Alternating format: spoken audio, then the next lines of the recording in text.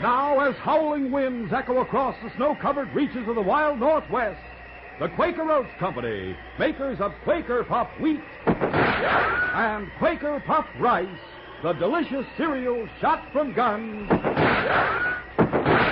in cooperation with the Mutual Broadcasting System, present by special recording Sergeant Preston of the Yukon. It's Yukon King, swiftest and strongest lead dog of the Northwest, breaking the trail for Sergeant Preston of the Northwest Mounted Police in his relentless pursuit of lawbreakers. And King, on you, Husky! Gold discovered in the Yukon. A stampede to the Klondike in the wild race for riches. Back to the days of the gold rush. And the adventures of Sergeant Preston and his wonder dog, Yukon King, as they meet the challenge of the Yukon.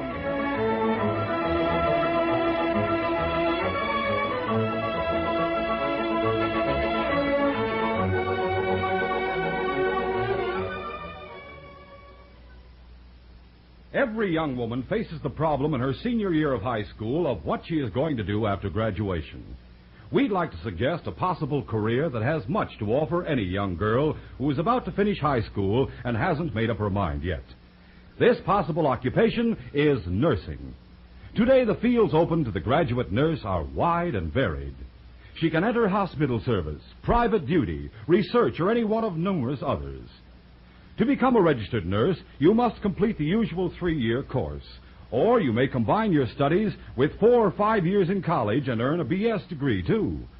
Your studies in such vital subjects as psychology, sociology, and child care are supervised by skilled doctors and graduate nurses.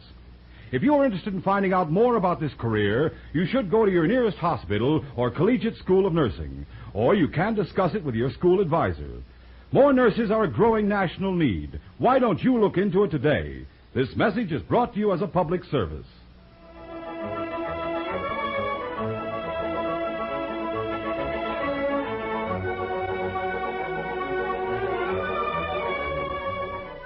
For several months, the mining community of Moosehide Creek had been terrorized by a daring bandit who had become known as the Masked Gunman. Late one afternoon, an orphan boy named Virgil Patton, who was employed at one of the local mines, was buying supplies at Rube Grundy's general store. As Virgie was loading the supplies on his sled, he heard another team of Huskies approaching along the main street of town. Looking up, he recognized the driver of the team as an old friend. Oh, Sergeant Preston!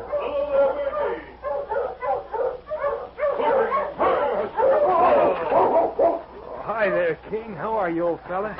Oh, gosh, but you're a swell dog. I'm glad to see you again, Virgie. So am I. Sure is nice to see you two again, Sergeant.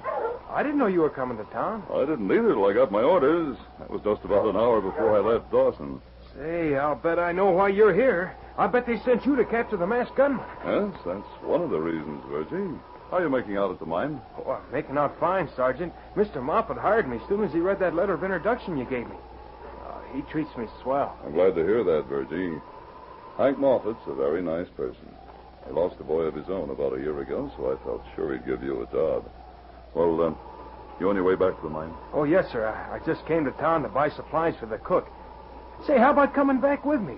Mr. Moffat will be glad to put you up. Why, thanks, Virgie, but I plan to stay with Mr. Wayburn, the express agent. It was at his request that I was sent here. However, I'll try to get out of the mine the next day or so. I'll tell Mr. Moffat to expect you. All right, do that. In the meantime, give it my best. Oh, I sure will, Sergeant. So long. Bye, Virgie. All right, King. Up front, boy. On King! On you, A few minutes later, the sergeant drew up before the log building that served both as express office and living quarters of Clyde Wayburn, the express agent. Come along, fella.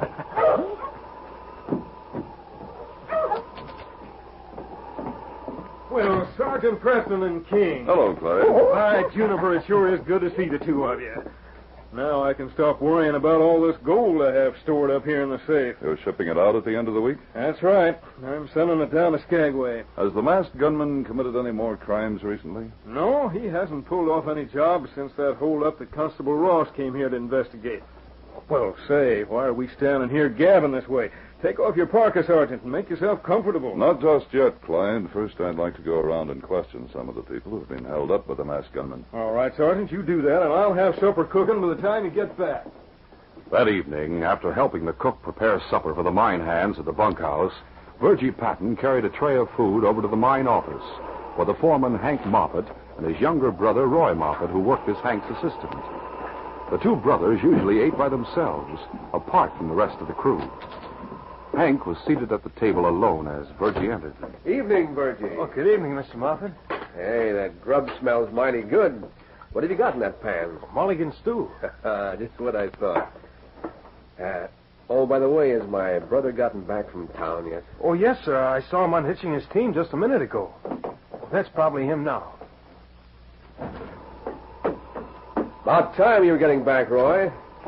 That's a pleasant way to greet me. What's eating you now? Nothing's eating me. I just think you ought to spend a little less time in town and a little more time here at the mine. Yeah, I know. I ought to be an earnest, hard-working guy like you, and I might get ahead in the world. I suppose you were at the cafe gambling again. Well, what if I was? You're out practically every night carousing around. And now you're starting to do the same thing in the afternoon. Whose business is it, mine or yours? Now, look, Roy, there's no sense taking that attitude. Don't you realize I have your own best interests at heart?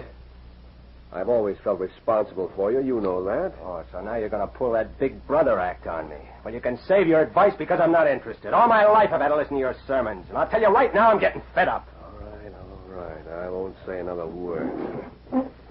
Pour me some of that coffee, will you, Virgie? Oh, yes, sir. Thanks. Oh, by the way, Mr. Moffat, Sergeant Preston's in town. Oh? Sergeant Preston? Oh, yes, sir. He just arrived this afternoon. He was sent here to capture the masked gunman. Well, that's good news. Where's he staying? With Mr. Wayburn, the express agent. He said Mr. Wayburn was the one who asked to have him sent here. Well, I hope he gets out here to the mine to see us. He said he'd try to during the next day or so. That's fine. I can hardly wait to see him. As soon as supper was over, Roy Moffat hitched up his team again and drove back into town.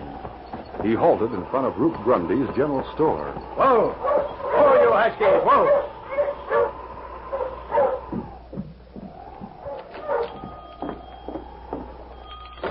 Oh, it's you, Moffat. What's up? Plenty. I just found out that Sergeant Preston is in town. I already know that. I saw him talking to young Patton in front of the store this afternoon. According to Virgie, he's staying with Clyde Wayburn, the express agent. And it was Wayburn who asked to have him sent here. I figured his visit had something to do with that gold at the express office. That gold isn't the only reason he's here. He's out to get the masked gunman. You're not getting cold feet all of a sudden, are you? No, but I'm not getting stupid all of a sudden either. It's one thing to pull off a robbery when there's no chance of the police picking up my trail. But that dog of Preston's is a tracker. He can trail a man by scent. Well, what about it? What about it? Don't you realize this ruins our plan to grab that gold shipment? Listen, Moffat. I've steered you right so far, and I'm not letting you down now. I've got an idea how to get Preston out of the way. Yeah? Let's hear it. Wayburn must have sent for Preston because he was afraid the masked gunman might steal that gold shipment. Sure, that's obvious. So what? Suppose Preston were to capture the masked gunman tonight. You crazy. I'm the masked gunman. Sure. I'm not talking about you. What I mean is, suppose Preston were to capture someone he thought was a masked gunman. You mean frame someone? That's right. Preston would take him back to Dawson to stand trial. Wayburn and the express driver would be thrown off guard, thinking there was no more danger of a holdup, which would make it easy for you to grab the gold. Yeah, I see what you mean. But how can we work it? Who can we frame as a masked gunman? You don't like that brother of yours, do you? What do you think? You suppose you could go back to the mine and get me a mitten of his without him noticing what you were up to? I suppose so. Why? All right, listen. I'll tell you the plan I got in mind.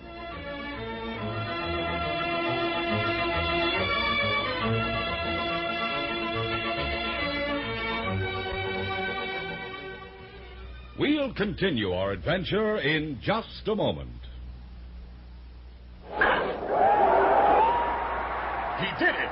A home run way out of the left field stands, and the home team wins the game. Are you kids there? Are you seeing the exciting homers that your home team makes and cheering them on? Come out to the ball game now as guest of a major or minor league team. Your free ticket is waiting for you right inside packages of Quaker puffed wheat, Quaker puffed rice, Muffet shredded wheat, Quaker Paco 10, which has 2 free baseball tickets. Yes, if you are 12 years or younger, just bring mom or dad or another paying adult and see a wonderful major or minor league baseball game free. Names of teams and dates are on every ticket. Hurry! Get a free baseball ticket package of Quaker puffed wheat or rice, Muffet shredded wheat, or Quaker Paco 10. If your store doesn't have the special packages yet, just send the box top from the regular package of Quaker ready-to-eat cereal. Send to Baseball, Box 5205, Chicago 77, Illinois. Don't wait and miss exciting games. Act now.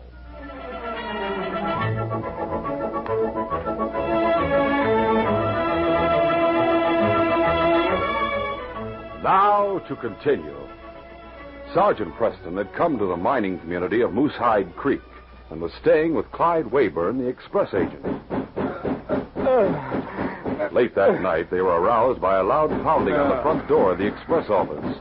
Clyde Wayburn answered the knocking and found himself looking into the excited face of... What in thunder's wrong? I've just been robbed by the masked gunman. The masked gunman.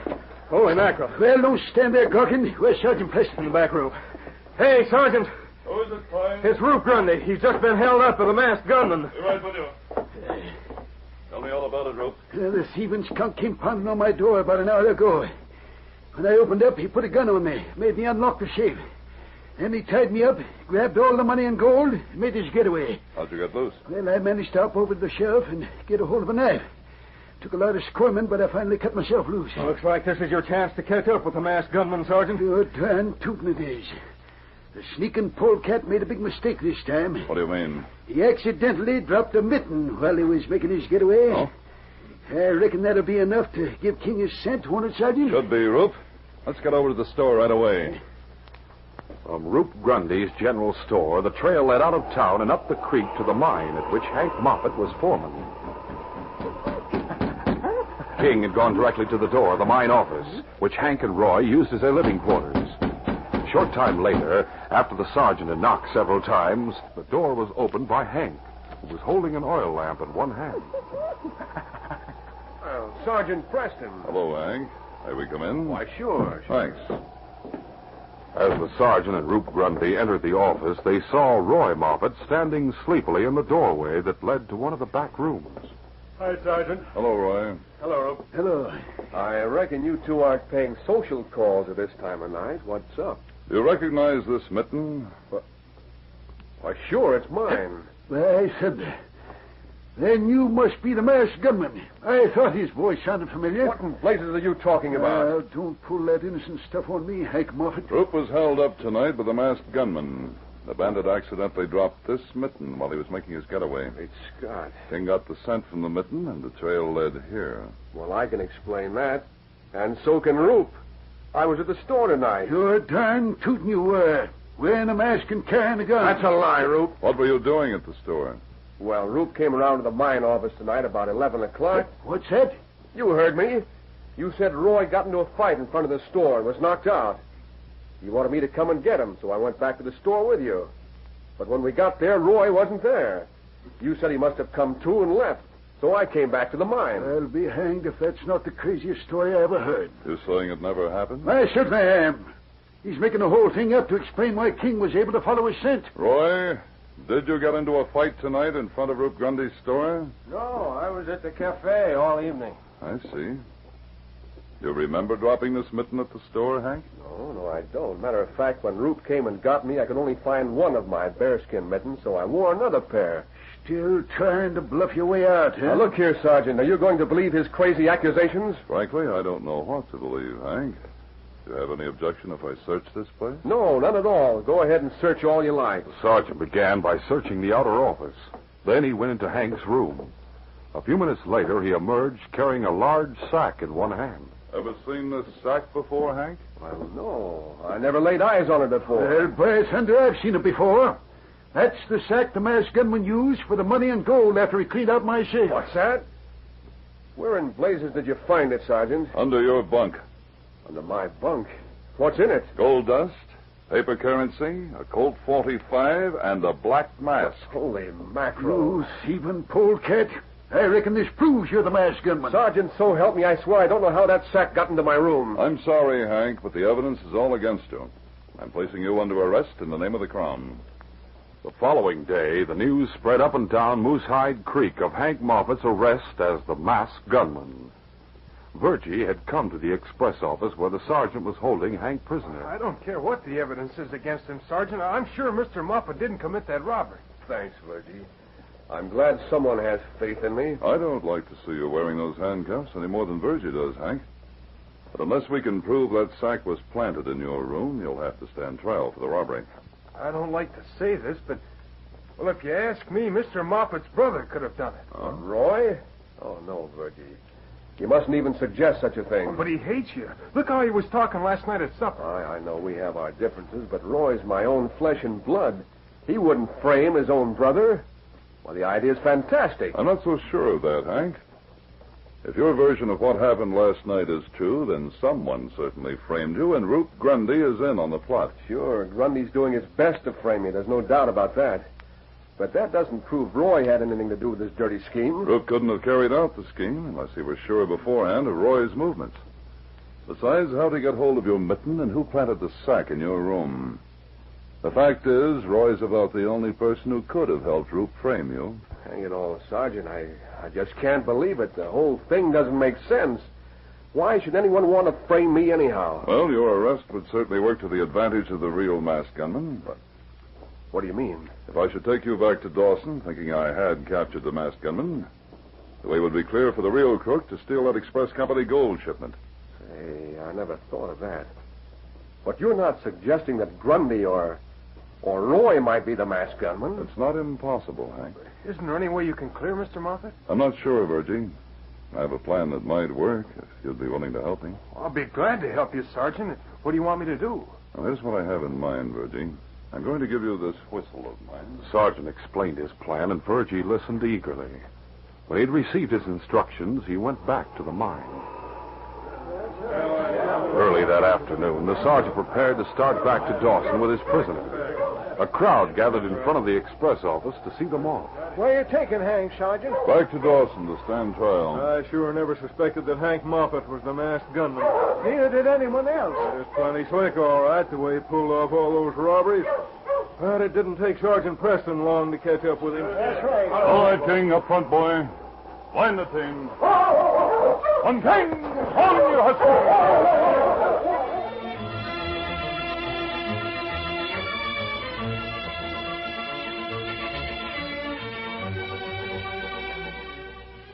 We'll continue our adventure in just a moment. Say, kids, which would you rather do? Read about your favorite baseball team in the papers? Or see a game on the screen. Or be right in the ballpark, yelling for the players on your team, eating hot dogs, drinking soda pop, and having the time of your life? Golly, nothing beats the fun of the ballpark. Come out to the game now as guest of a major or minor league team. Walk right through the gate without paying a cent if you're 12 years or younger, and bring mom or dad or another paying adult. You can now get a free baseball ticket right inside a package of Quaker puffed wheat or Quaker puffed rice or Muffet shredded wheat. Or buy Quaker Paco 10 and get 2 free baseball tickets. Names of teams and dates are on every ticket. Get in on the fun. Right away, get a free baseball ticket package of Quaker puffed wheat or rice, Muffet shredded wheat, or Quaker Paco 10. If your store doesn't have the special packages yet, just send the box top from the regular packages of these same cereals. Send to Baseball, Box 5205, Chicago 77, Illinois.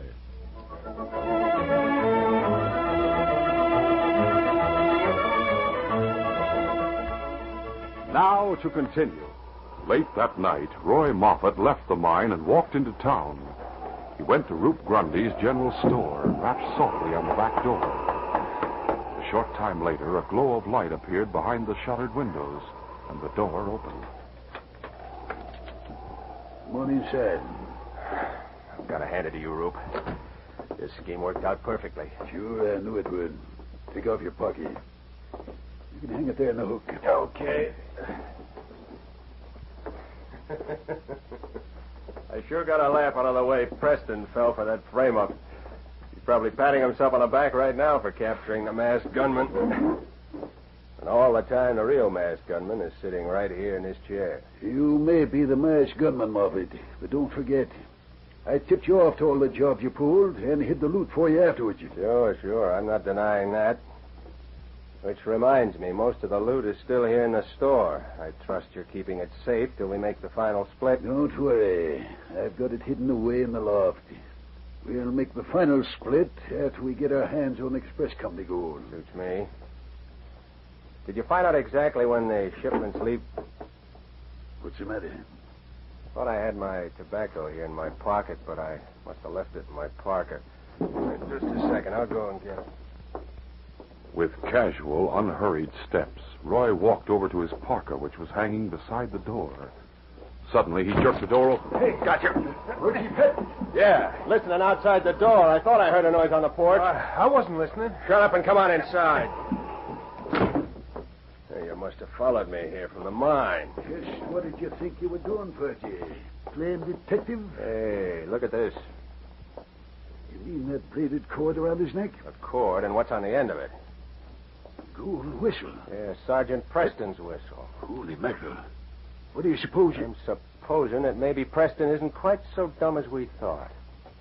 How about it, Virgie? Did he tell you to spy on us? I won't tell you. You'll tell us, all right, or I'll twist your arm off. No, you can't make me talk. Virgie struggled desperately, but he was terrified by the menacing manner of the two crooks, and the pressure which Roy was exerting on his arm was agonizing. Finally, he broke down. All right, I'll talk. That's better. It's true. Sergeant Preston did tell me to spy on you. I followed you here from the mine. What about that whistle? I was supposed to blow it and signal to him as soon as I had something to report. You mean he didn't go back to Dawson after all? Go on, talk. All right. No, he didn't go back to Dawson. He's hiding up in the hills somewhere near Devil's Draw. I was supposed to go there to signal him. Right, Thunder, we're really in a mess. The kid heard everything we said. And if we kill him, Preston will suspect who did it. Looks like we'll have to take care of Preston and the kid both. Come on, get your parka. We're going out to Devil's Draw. A short time later, the two crooks arrived at Devil's Draw. After hiding their team in a clump of trees some distance away, they forced Virgie to stand in the open, while they themselves ducked down behind a group of large boulders, with their guns drawn and ready to fire. Then Roy gave the order for the signal. All right, Virgie, blow that whistle. And remember, when Preston shows up, don't try warning him away before he gets in range, because if you do, you'll get a bullet right in the back. All right, blow. Virgie gave a shrill blast on the whistle. As the sound died away, the two crooks settled down tensely to await the result. Minute after minute dragged by, and then suddenly they caught sight of two figures picking their way down the moonlit slope. Here he comes now. Who's that with him? Must be Hank. We'll have to get rid of him, too. You plug him and I'll plug Preston. Scarcely daring to breathe, the crooks waited for their victims to come within range. Finally, Roy whispered. All right. They're close enough.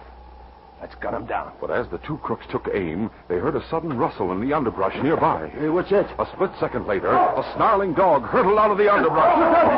Help it! The group went down beneath King's savage onslaught, but Roy pulled himself free of the struggling pair and turned his gun on King. I'll get him. In his excitement, Roy had exposed himself above the boulders, and the sergeant had drilled him instantly. Help me! Get these dogs away from me! Call him off! Good work, King. Hold him like that there, boy. A few moments later, the sergeant reached the spot, and after picking up the crook's guns, he handcuffed Roop Grundy. Roy was unconscious from the shock of his wound, but he soon came to when the sergeant applied first aid. Where in blazes did that dog of yours come from, Preston? I suspected we might be walking into trouble, so I sent King on ahead to scout. I don't savvy. What made you suspect trouble? The signal that Virgie blew on the whistle? Signal? What do you mean? He was supposed to call you by blowing on it, wasn't he? Yes, by blowing 3 short blasts. That was the come-ahead signal we agreed on. Instead, he blew 1 long blast. So naturally, I knew something was wrong. Oh, all the rotten luck. Virgie, they captured you, huh? Oh, yes, sir. And then your brother twisted my arm and made me tell why I was spying on him and why I had the sergeant's whistle. Well, Roy, I still can't understand what made you turn this way. And to think you were ready to commit murder just now. Ah, shut up. That will do.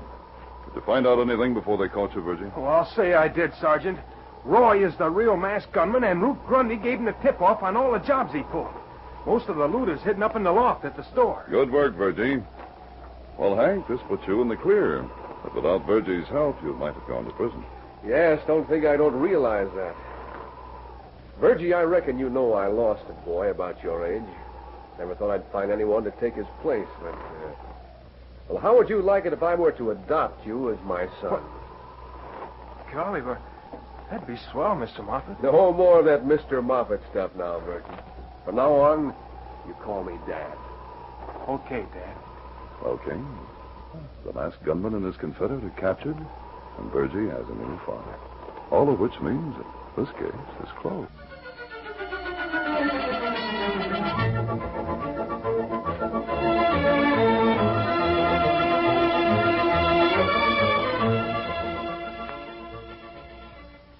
We'll return in just a moment with a word about our next exciting adventure. Here's a Mutual note for you. Mutual is a network that has programs you can enjoy throughout the week. If you like question and answer fun, then you'll find there are all sorts of quiz programs you can listen to on Mutual. You can try and outguess the contestants and see if you know the right answer before they do. Even if you don't know, it's loads of fun listening to others. And you can learn a lot at the same time, too.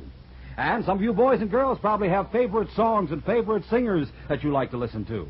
When you tune into Mutual, you'll hear many of the stars you like best, singing and playing the kind of music you enjoy most. Don't forget, too, there are programs of outdoor adventure and others of barn dance music and jamboree. There's plenty of good listening waiting for you on your Mutual dial. Tune in every weekday afternoon for Mutual's famous programs, especially designed for adventure lovers. And remember to listen other times as well for different kinds of programs you like over most of these stations.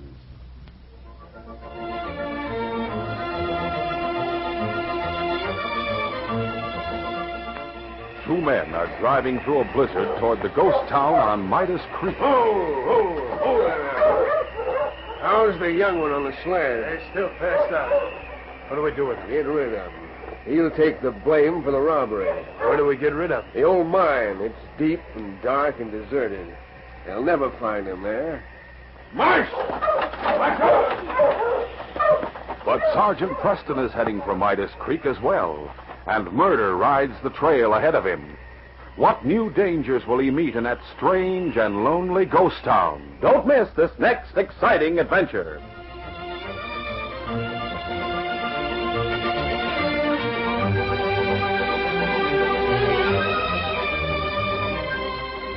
These Sergeant Preston of the Yukon Adventures are brought to you every Monday through Friday at this time by the Quaker Oats Company, makers of Quaker Puffed Wheat and Quaker Puffed Rice, the delicious cereals shot from guns.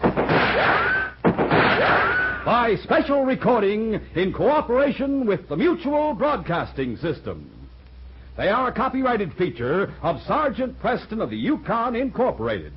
Created by George W. Trendle, produced by Trendle Campbell Muir Incorporated, and directed by Fred Flowerday. The part of Sergeant Preston is played by Paul Sutton.